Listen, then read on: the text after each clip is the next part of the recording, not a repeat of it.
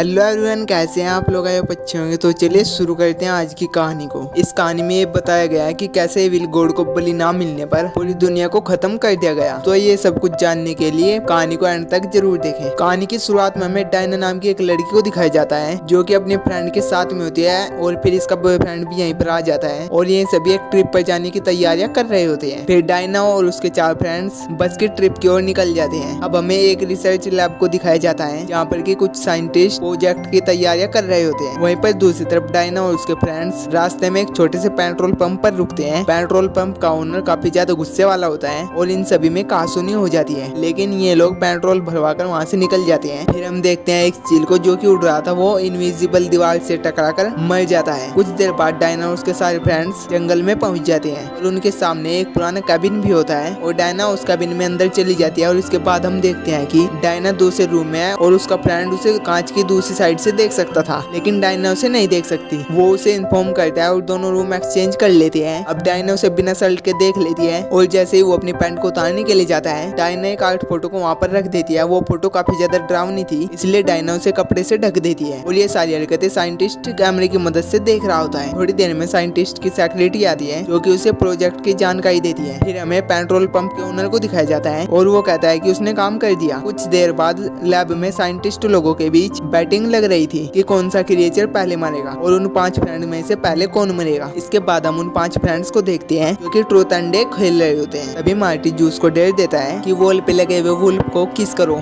Joules काफी naughty लड़की थी, इसलिए वो चैलेंज को बड़ी आसानी से पूरा कर देती है। फिर ये सभी बैठकर आपस में बातें कर ही रहे होते हैं कि अचानक से बेसमेंट का डोर ओपन हो जाता है। इनमें सभी डायना को डेयर देते हैं कि तुम नीचे जाओ, वो भी अकेली। डायना नीचे काफी हॉन्टेड फील कर रही थी, इसलिए वो जोर से चिल्लाती है और ये आवाज सुनते ही सारे दोस्त नीचे आ जाते हैं। फिर डायना को एक बुक मिलती है और वो उसमें लिखी हुई स्टोरी सभी को सुनाती है। उस बुक को एक लड़की ने लिखा होता है। डायना स्टोरी को सुनाते हुए बोलते हैं कि उस लड़की की मोम को उसके डैड ने मार दिया था। जो भी इस बुक को पढ़ेगा उसे लड़की की फैमिली आकर मार डालेगी। मार्टी स्टोरी को पढ़ने से मना करता है, लेकिन ये क्या, जमीन में से ज़ॉम्बीज़ बाहर निकल रहे होते हैं। ये लोग और कोई नहीं बल्कि लड़की की फैमिली होते हैं जो कि ऑलरेडी डेड थी। वहीं दूसरी तरफ रूम के अंदर जूस डांस कर रही होती है, सभी लोग ड्रिंक्स कर रहे हैं और फिर उसका बॉयफ्रेंड बाहर घूमने के लिए निकल जाते हैं। थोड़ी देर बाद जूस अपने बॉयफ्रेंड के साथ रोमांस करने लगती है, लेकिन अचानक से ज़ॉम्बीज़ इन दोनों पर अटैक करने लगती हैं और जूस मारी जाती है। फिर हमें साइंटिस्ट को दिखाया जाता है जो कि मशीन को शट डाउन कर देता है और एक बॉडी की आउटलाइन ब्लड से भर जाती है। कुछ समय बाद डायना को दिखाया जाता है जो कि अपने फ्रेंड को किस कर रही होती है और मेल्टी बाहर हवा ले रहा होता है कि तभी जूस का बॉयफ्रेंड आता है और मेल्टी को रूम के अंदर लेकर जाता है। फिर वो बताता है कि जूस मर चुकी है और बाहर ज़ॉम्बीज़ घूम रहे हैं। डायना को यकीन नहीं होता और जैसे वो डोर को खोलती है तो ज़ॉम्बी उसके हाथ में जूस का सर फेंक देता है। फिर कैसे भी करके सारे लोग डोर को बंद कर देते हैं। जूस का बॉयफ्रेंड कहता है कि हम सभी एक साथ में रहेंगे। तभी साइंटिस्ट एक केमिकल रिलीज करता है, इस वजह से उसका मूड चेंज हो जाता है और वो उन सभी को कहता है कि हम सब अब अलग अलग रूम में जाएंगे। साइंटिस्ट ने ऐसा इसलिए किया क्योंकि अगर वे सभी साथ में रहेंगे तो उनका बचने का चांस और भी ज्यादा हो जाएंगे। सभी रूम में छिप जाते हैं कि तभी मेंटी पर ज़ॉम्बी अटैक कर देता है और उसे मार डालता है। साइंटिस्ट की टीम दूसरी बॉडी की आउटलाइन